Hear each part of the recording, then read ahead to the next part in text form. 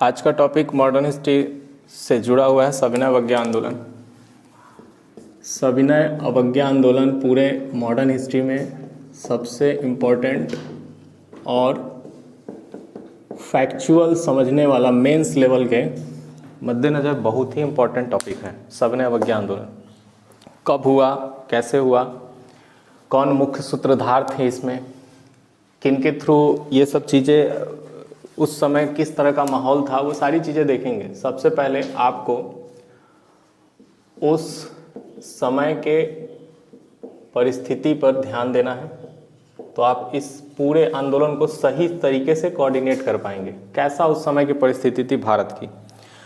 दूसरा ये देखना है कि गांधी के विचारधारा में बदलाव आया था। तीसरा, ब्रिटिश सरकार जो उस समय देश में शासन कर रही थी, ब्रिटिश सरकार की स्थिति या मनोदशा कैसी थी, आप ऐसे कह सकते हैं, क्या थॉट चल रहा था। ये मुख्य बिंदु पहले आप भूमिका को देखने के लिए, सविनय अवज्ञा आंदोलन को समझने के लिए ये भूमिकाओं में अपने चीज़ों को इससे भूमिका से रिलेटेड करेंगे कि किस तरह से सविनय अवज्ञा आंदोलन स्टार्ट हुआ। ध्यान से समझिएगा। सविनय अवज्ञा आंदोलन मेंस लेवल के टॉपिक में आपसे पूछा जाता है, और सविनय अवज्ञा आंदोलन अभी तक का जितना भी मॉडर्न हिस्ट्री में आप पढ़े हैं टॉपिक, उसमें सबसे, मेरे विचार से सबसे इम्पॉर्टेंट है, क्योंकि ये मेंस में आपको बाहर करने में बहुत ही बड़ा रोल निभाता है। सबसे पहले आप ये समझ लीजिए, ये सिचुएशन, ये टाइम है उस समय का 1930 का।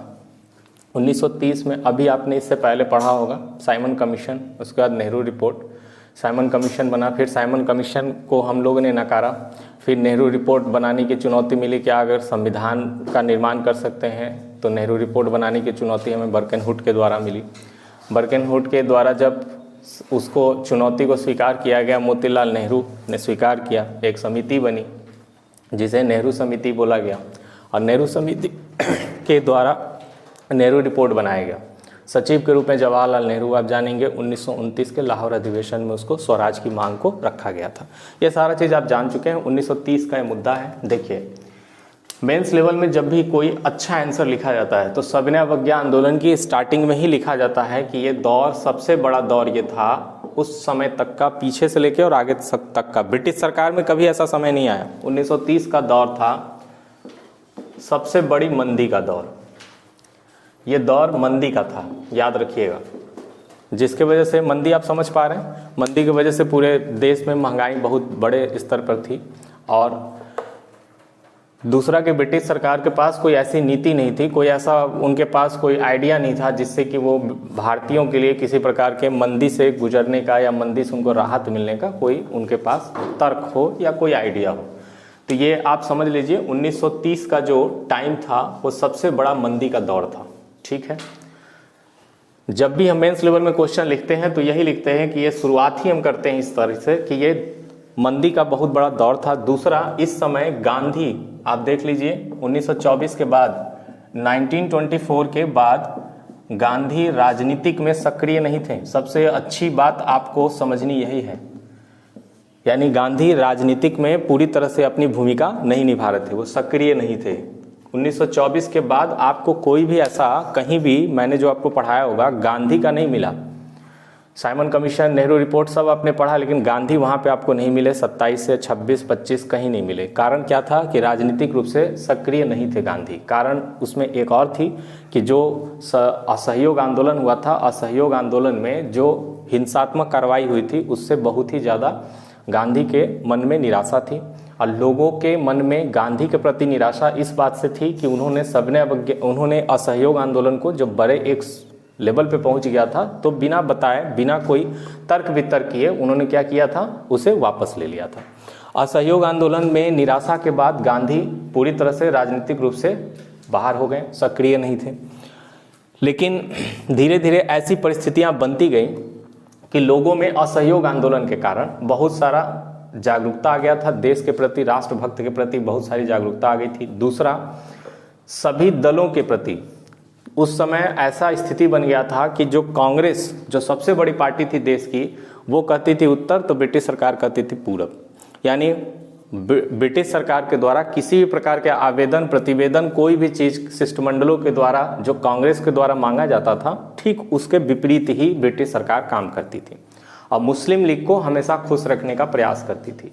फूट डालो राज करो की नीति 1905 के बाद से थोड़ा न थोड़ा ब्रिटिश सरकार हर जगह पे अपने हथियार के रूप में प्रयोग करती थी। तो कांग्रेस का किसी प्रकार से वर्चस्व धीरे धीरे ब्रिटिश सरकार से खत्म हो रहा था। गांधी पूरी तरह से राजनीतिक सक्रिय नहीं थे, मंदी का पूरी तरह से दौर था। छोटी छोटी जो क्षेत्रीय पार्टियां थी वो अपने स्वार्थ के लिए अलग अलग स्तर पर आंदोलन कर रही थी और समय रहते अपने आंदोलन को वापस ले रही थी। जनता पूरी तरह से निराश थी और राष्ट्रभक्ति के प्रति जागरूकता फैली हुई थी।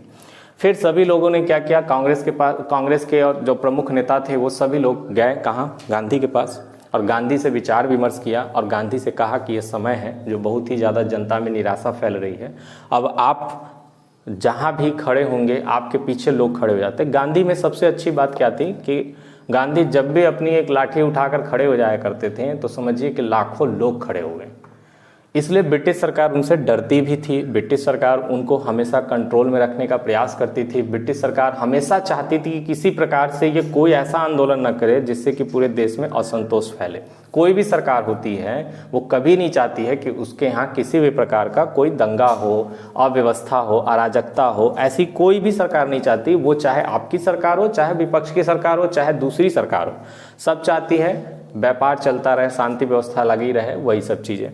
तो गांधी के पास जब सभी नेताओं के द्वारा और कांग्रेस का शिष्टमंडल मिला तो कांग्रेस के बहुत सारे नेताओं ने इन्हें मनाने में क्या किया, मोतीलाल नेहरू, जवाहरलाल नेहरू, इन लोगों ने इन्हें पूरी तरह से मनाने में अपनी सारी जितनी भी ताकत थी सारी ताकत लगा दी।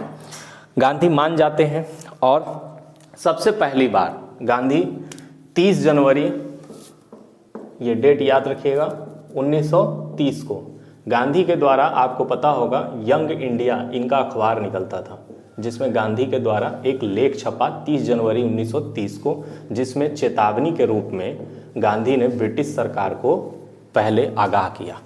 ठीक है, उसमें क्या आगाह किया, उन्होंने कहा कि जो हमारी मांगे हैं उस मांगों को ब्रिटिश सरकार ध्यान से समझे, कांग्रेस की जो मांग है या कांग्रेस जो मांग मानती है उसे स्पष्ट रूप से अच्छे तरीके से समझा करें।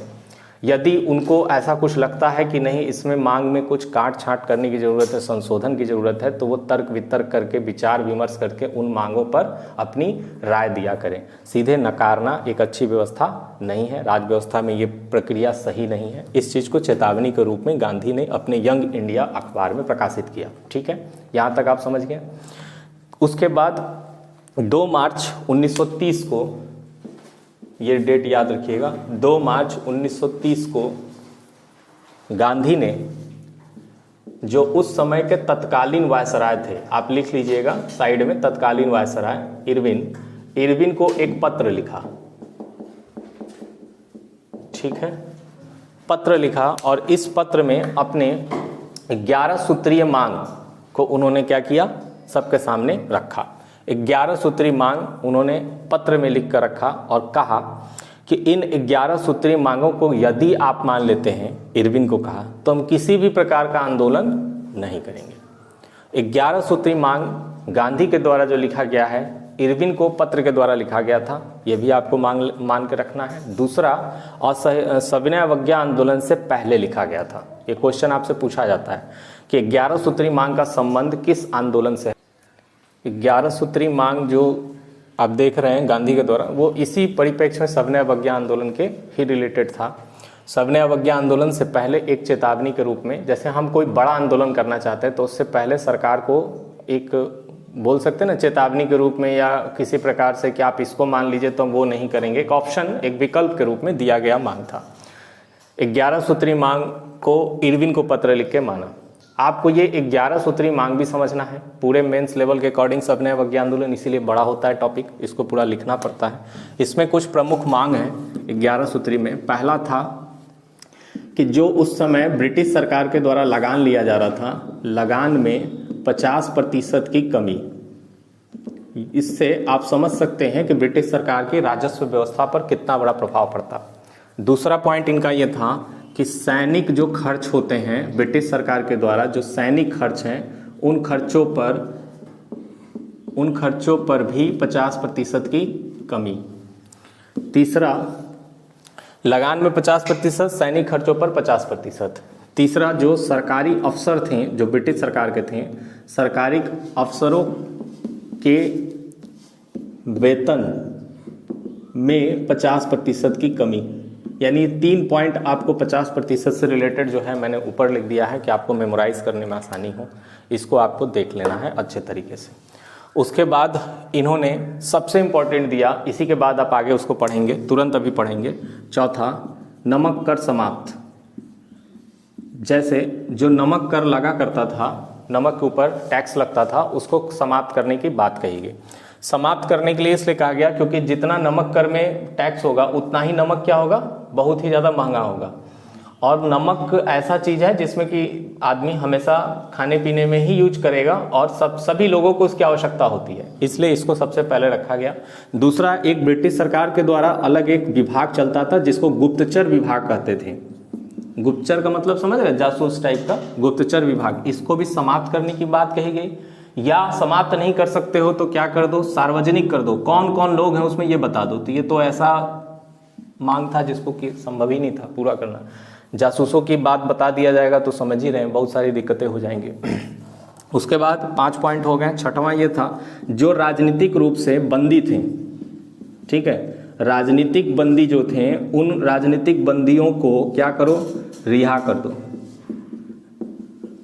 बरी कर दो। ठीक है, इंटरेस्टिंग बात एक आपको बताते हैं, आप लोग को याद नहीं आ रहा होगा शायद। ये दौर देखिए 1930 का चल रहा है। इस समय बहुत ही बेहतरीन क्रांतिकारी नेता का बहुत ही ज़्यादा भूमिका था, जिनका आप नाम जानते हैं बहुत सारे। चंद्रशेखर आज़ाद। चंद्रशेखर आज़ाद 30 जनवरी आप 1930 देख रहे हैं, ठीक है। 28 या 27 से 28, मुझे एग्जैक्ट नहीं आ रहा है, 27 से 28 जनवरी को उनकी मृत्यु हुई थी। अपनी शहादत उन्होंने दी थी, गोली मार लिया था अपने आप को। तो उस समय, और भगत सिंह राजनीतिक बंदी के रूप में वो भी बंदी में थे, भगत सिंह। अब भगत सिंह को छुड़ाने के लिए ये तर्क इसी पर दिया जाता है कि 11 सूत्री मांग में एक 12वां पॉइंट क्यों नहीं गांधी ने डाला कि भगत सिंह को भी रिहा करो। यानी जो कंट्रोवर्सी है, जो पूरे मुद्दे में आप देखते होंगे कि गांधी चाहते तो भगत सिंह को रिहा करा लेते, वो ये 11 सूत्री मांग ही है। इस 11 सूत्री मांग में 12वां पॉइंट उन्होंने क्यों नहीं डाला, ये बहुत लोगों ने कहते हैं। इसमें से एक बिंदु और डाल दिए होते कि ये भी हमारी एक मांग है, मानता न मानता गांधी, इरविन कोई मान थोड़ी ना लिया, इसके बाद उसने नकार दिया। इरविन ने बोल देगा, जितना पॉइंट आप पढ़ रहे हैं ना, अभी मैं लास्ट में बोलूँगा, एक भी पॉइंट उसने माना नहीं इरविन ने। 12वां पॉइंट कम से कम ये देना चाहिए था कि भगत सिंह को भी रिहा करना। लेकिन हो सकता है पेन की स्याही खत्म हो गई हो, पेज खत्म हो गया और बहुत सारी चीज़ें हो सकती है। अब क्यों नहीं डाला वो तो एक अलग चीज़ है। या ये भी बहुत सारे लोग तर्क देते हैं कि ये जो लिखा हुआ पॉइंट है, राजनीतिक बंदियों को रिहा करो, उसमें भगत सिंह भी शामिल थे। बहुत लोग ये भी कहते हैं, समझ रहे, स्पेशली भगत सिंह के लिए। हो सकता है गांधी की नज़र में भगत सिंह का उतना, क्योंकि भगत सिंह क्या थे, हिंसात्मक कार्रवाई में लिप्त रहते थे और गांधी साफ साफ बात बोल चुके थे। इससे पहले जब कांग्रेस के सारे लोग ने गया गांधी को मनाने सक्रिय रूप से, आप वापस आ जाइए राजनीतिक में, देश को आज़ाद कराने में आंदोलन करिए और जैसे अपनी कर रहे थे सारे काम कीजिए, तो फिर गांधी ने अपना वही शर्त रखा कि देखो एक बार हिंसात्मक कार्रवाई हो गई असहयोग आंदोलन में और मैंने अपना आंदोलन वापस ले लिया, इस बार अगर ऐसा होगा तो फिर मैं वही काम करूँगा। इसलिए यदि हिंसात्मक कार्रवाई हुई तो मेरा वही स्टैंड रहेगा जो कि पहले था। तो ये 6 पॉइंट आपने देखा। 7वां पॉइंट ये था कि आत्मरक्षा के लिए शस्त्र रखने की इजाज़त। ये आज के परिप्रेक्ष्य से मुझे सबसे खराब पॉइंट लगता है, जिसकी कोई आवश्यकता उस समय की परिस्थिति मुझे नहीं लगता रहा होगा। भगवान जाने क्या प्रॉब्लम थी। आत्मरक्षा मतलब अपने डिफेंस के लिए मुझे हथियार रखने की वो होनी चाहिए। इससे अच्छा था कि उस समय ये मांग करते कि हर व्यक्ति के पास भोजन के लिए कानून बना दो, कि हर व्यक्ति के यहाँ रोटी होना चाहिए। आत्मरक्षा के लिए शस्त्र रखने का, कौन शस्त्र रखने वाला व्यक्ति? मजदूर, किसान। कौन शस्त्र रखता होगा? जमींदार। वही उस समय शस्त्र रखा करते होंगे ना। तो कुछ पॉइंट्स इतिहास में ऐसे हैं जिनके ऊपर आलोचना होना या होता है, तो कोई उसमें कोई खराबी नहीं है। उसमें ये भी एक पॉइंट है, ये जमींदारों के लिए एक अलग से टॉपिक रखा गया था, ऐसे करके आप देखते रहेंगे तो मिलेगा इसमें। उसके बाद नशीली जो पदार्थें थीं जिसका सेवन लोग करते थे और बिका करता था, नशीली पदार्थों पर रोक, ये भी लगाने की बात हुई। उसके बाद 1 सीलिंग जो पैसे की कीमत थी, 1 सीलिंग को 4 पेंस के बराबर कर दिया जाए, ये भी बोला गया था। उस समय के पैसे का ये वैल्यू था। ठीक है, ऐसे करते हुए आएंगे तो 11 पॉइंट है। उसके इसके अलावा है कि जो बंदरगाह है वो बंदरगाह पे क्या होगा, भारतीय केवल वोट ही उतरेंगी, भारतीय लोग ही आयात निर्यात कर सकते हैं। ये सब चीज़ें भी पॉइंट रखे गए थे, 11 थी। इसमें कोई ऐसा पॉइंट नहीं था जो प्रमुख रूप से बहुत ही ज़्यादा देश हित में या आम जनता से जुड़े हुए मुद्दे थे। ये मेरा अपना विचार है, बाकी पढ़ने के लिए आपको एग्जाम के लिए ये सही है। लगान में, सैनिक में, सरकार अफसर में, नमक कर, ये 4 पॉइंट आप याद रखिएगा। एक बार मैंने समीक्षा अधिकारी में देखा है कि गुप्तचर विभाग को समाप्त करने की बात निम्नलिखित में से किस मांग में की गई थी।